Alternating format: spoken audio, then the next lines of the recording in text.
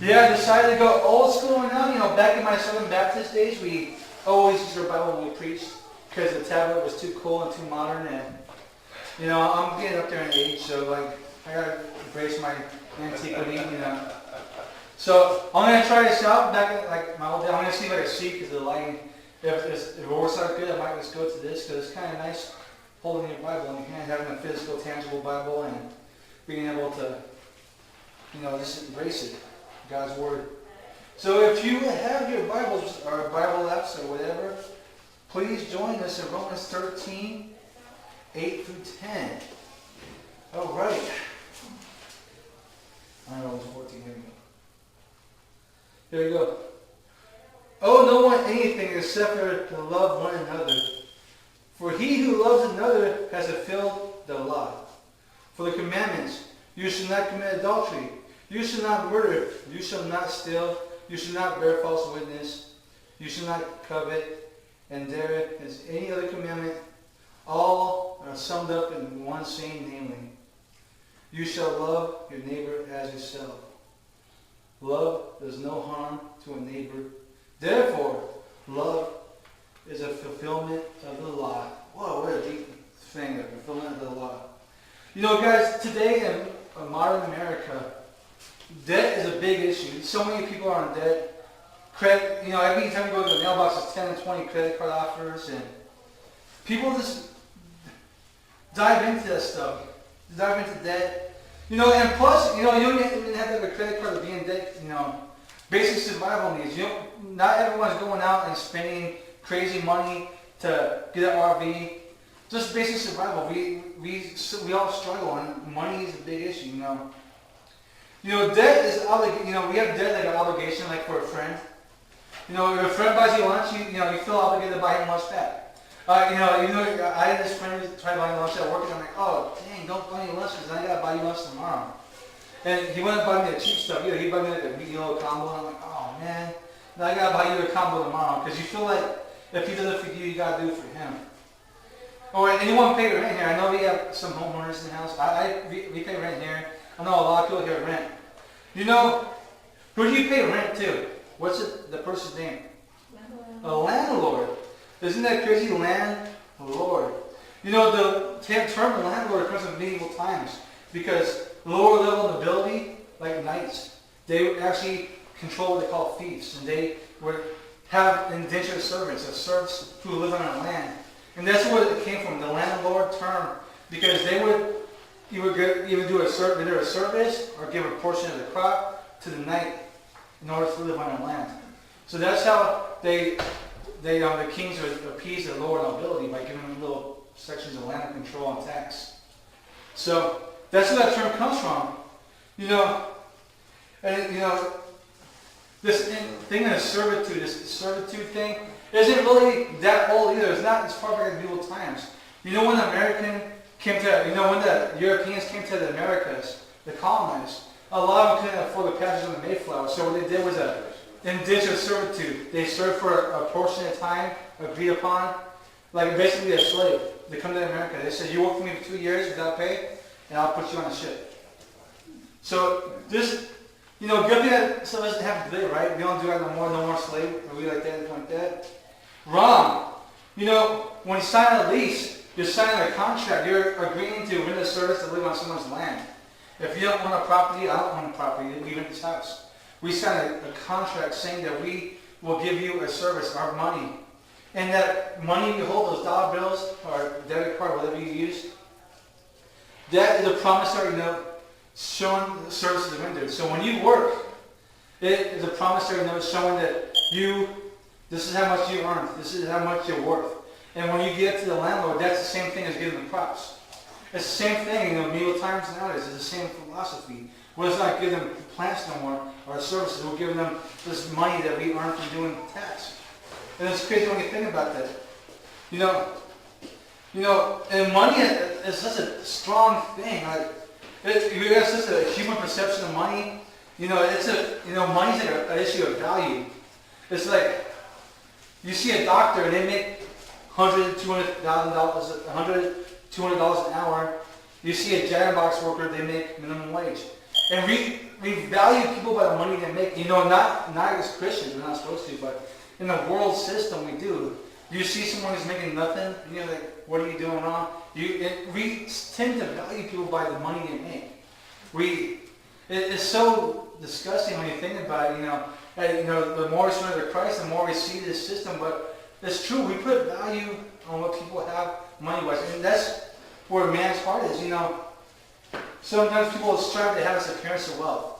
They strive to have these big RVs, and they have $80,000 in credit card debt, $90,000 in credit card debt, and they look like they're perfect. They have this giant house, but they're barely surviving because they want to appear like they're not a peasant. But the more enslaved we get with this money thing, it's really, we become bondservants to our creditors. And we're going to go to the Bible. Proverbs 22:7. It's going to be on the screen. It says, the rich rule the poor, and the borrower is a servant to the lender. That's a deep verse. That just goes right there. We think we live in a free society where we don't have indigent servants and something like that, but in reality we do, because we got to survive in this system where we have to pay even property tax. We have to pay property tax if you own a house. You got to pay rent if you rent a house. We got to pay for food. So the truth is, this is the deep thing. Our first main point, we are in bondage to those we owe. We are. If you have capital money, you owe them money, they own that money. They own that worth of you.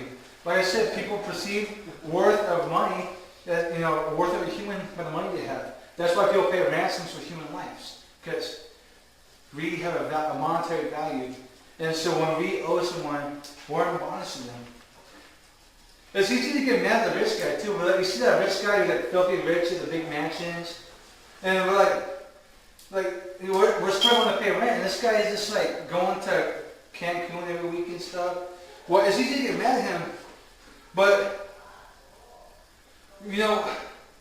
the truth is we make him rich because what he does, he tries to fulfill our desires. Like, we want that new iPhone 7, iPhone 10, iPhone 20, whatever it is. And we're like, that is awesome. I got to have that iPhone. I want it so bad. And then we get the phone, and it's like 2 weeks later, oh, the iPhone 11's out now. And we're like, oh, I'll get that one now. I just paid $1,000 for this one, but that one's newer. And this is what people did. They control our desire. And the truth is, if you look at someone's bank statement, where they spend their money on a debit card transactions, you can learn a lot about that person from where they go. Like, they go to the restaurants. And private investigators do this. They go through trash and they try to find bank statements because they can tell so much about you. Your credit card information, your debit card, not even a credit card, debit card information says, oh, you were at Target yesterday buying diapers and this and that. And they can tell so much. That's why these stores have these reward card systems, because they track what you spend, and that's how they order the stocks, and that's how they raise prices on certain products. Because it's a science. Because they know what it sells in an area, and they use those little reward card things to track what you buy. Because our money is where our value's at. And that rich people, they use that to get richer because they know what we want. So, if you take, so is it bad to borrow money? Is it bad to get a loan? In the Old Testament, the Jewish people were told they should not borrow, but they should lend. But if you look at the gospel, look at the book of Luke, remember the parable of talents? The one guy who had 1 talent, remember, he was told by the Lord, he said, you could have put it in a bank and got interest. How do you incur interest in a bank, in a savings account? They incur interest by giving loans. So that is showing right there. But the thing is, what are you getting in debt for? There's necessary evil. I got to sign this lease every year to live here. That's necessary evil. What are you getting in bondage for? Some things we have to. Some things we don't have to. But our debtor controls us. So let's look at our main body of text again. Romans 13:8. We're going to start that one verse. It says, "Owe no one anything except to love one another, for he who loves has fulfilled the law." All right, there's 3 concepts in this one verse. I love how the Bible does that. You get one verse, and there's so many concepts. So I'm going to point out 3 of them. Okay, the first one's not to owe anybody. The second one's we owe love because of God. And the third one is we fulfill the love out of that love. So can Christians, as I said, Christians can take out loans. It's not, we're not going to go to the devil and visit him because we took a house loan. It's a way, it's a thing we have to do. It's a way of society nowadays. But the truth is, when you look at your bank statement, I just say it, when you look at your bank statement, what is showing?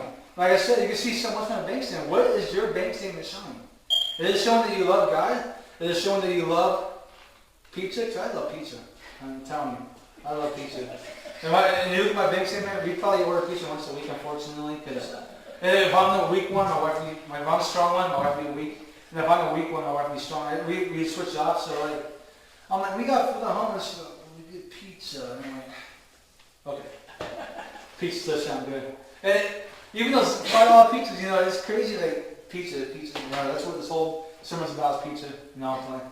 Anyway, so we owe no one, we shouldn't be so far, our money shouldn't, lead to a path, where it's showing that we are enslaved to the world. Like I said, it will show a lot. And when you're going too far. And we look at 1 Corinthians 7:23. It says, you were bought at a price. So, do not become slaves of men. Last week I talked about Romans 8:6. So something I found on the screen like that. It says, if you're a slave to sin, there is death. But if you're a slave to the flesh, there is death. But if you're a slave to the Spirit, it leads to life and peace. So it's showing, what do you put more emphasis on? Remember the rich parable where the guy told Jesus, he's like, yeah, I follow all the 10 Commandments. And Jesus is like, you're awesome. Sell everything you own and follow me. And I said the rich guy walked away sad because he owned a lot of things. It's like, what? It's like, where do you put your heart? It's crazy when you think about that, how much, it's all of us, especially in America, because we have an abundance of everything. We just have such an emphasis on things like, I want to go to this restaurant, get a hamburger, boom, I'm going to go. So, the second part of the verse is don't be slaves of men. Man kind of puts a big emphasis on money, as we've been talking about. We learn a lot from someone's bank statement. How much of our money is vested to God? Honestly, this isn't one of those sermons about let's give more church offerings. I'm talking about how much you donate. There's people who just give a little bit, and that's good. Some people don't give anything. We give what we can give.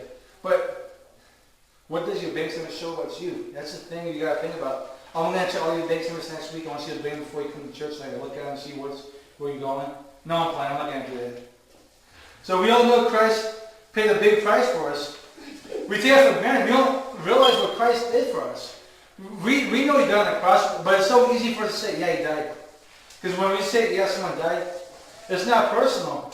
But if you have a relative die, or if you have someone like a best friend die, you're sad. You're like, wow, he died. We used to go over here to this restaurant all the time. We used to hang out.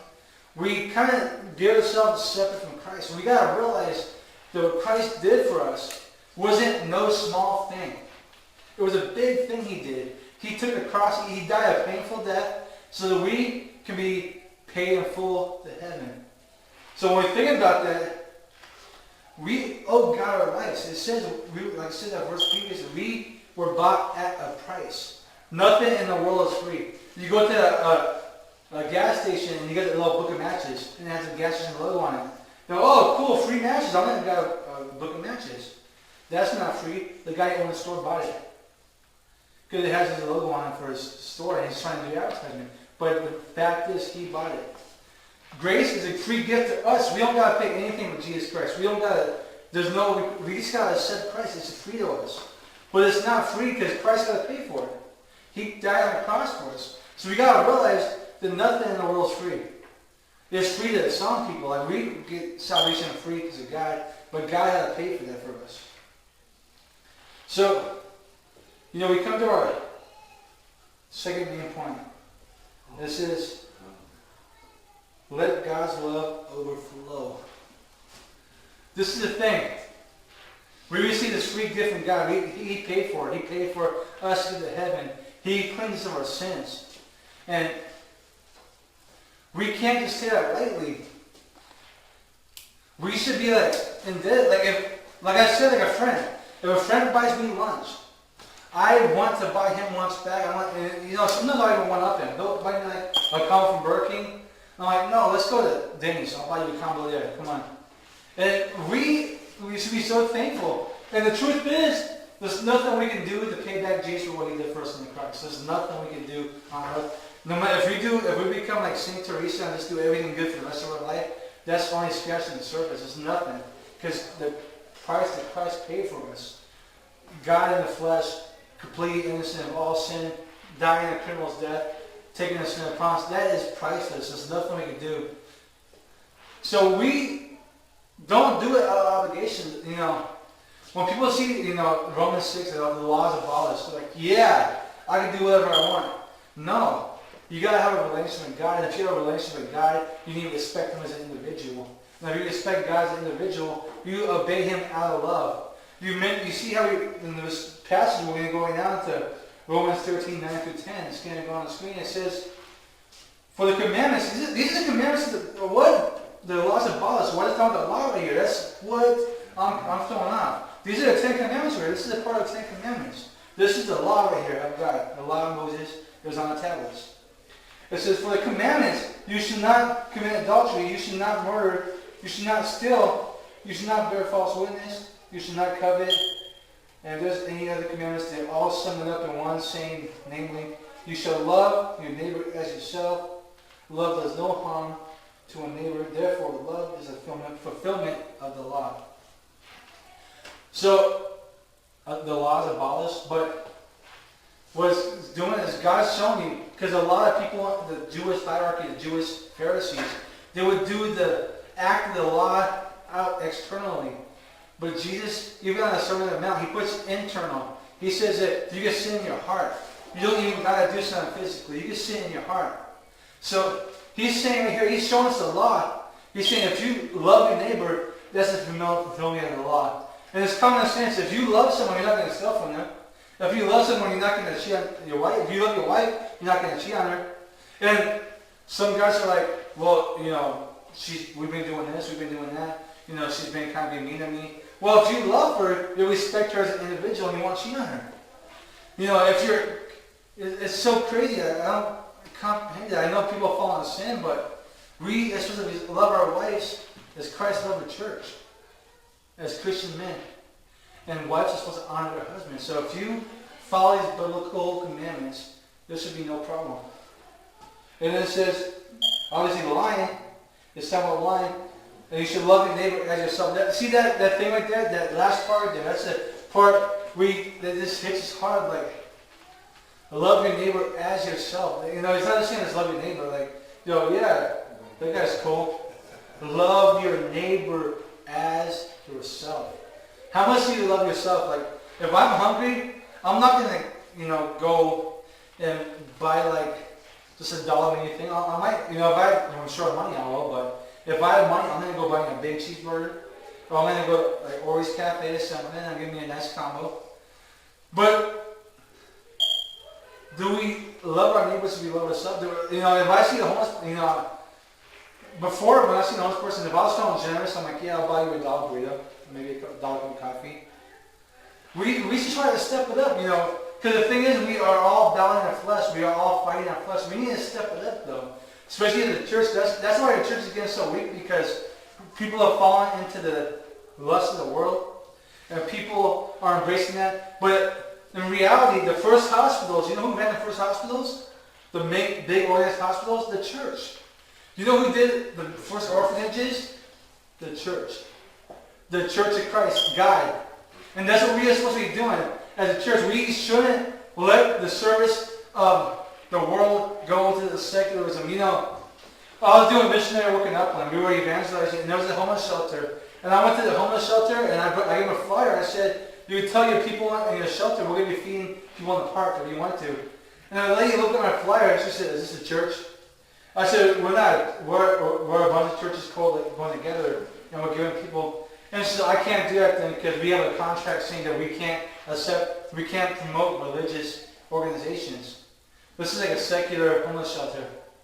And I'm like, well, luckily, we're just trying to give them free food, and these people in the homeless shelter. So I can't do that because we signed a grant saying that we want to promote religious organizations. See, what's going on is the devil's trying to infiltrate the world because he's making the world look like a better place than the church. And the sad thing is the church is not countering that. The church is just, we're staying comfortable indoors. We got our worship, we got our crackers, our coffee, our tea, our bagels occasionally. But we're inside, we're good. But we need to be the love of the world again. We need to be the salt of the earth again. And love is such a big key component of the Bible. But the world is saying that God is hate. And the world is saying that God is negative. So we got to be that example in the world and show that God is love. And I'm talking about the overflowing thing, the last main point we talked about. I want to talk about that. You know a fountain, when it has a little small cauldron on top, you see the fountain in the backyard, but it doesn't work, but it's just looking. That top part fills up with water. And when it fills up, it drips down to the bottom one. That's the same thing. If we open ourselves to God's love, God will overflow. God will provide abundantly. And God will give us more than enough. And it's like iced tea. I have a picture of iced tea in the refrigerator that's a few days old. It's kind of getting stale already. I need to dump it out. Right? Not the church one, don't worry. I just made it last night. The church tea is fresh, I promise you guys. But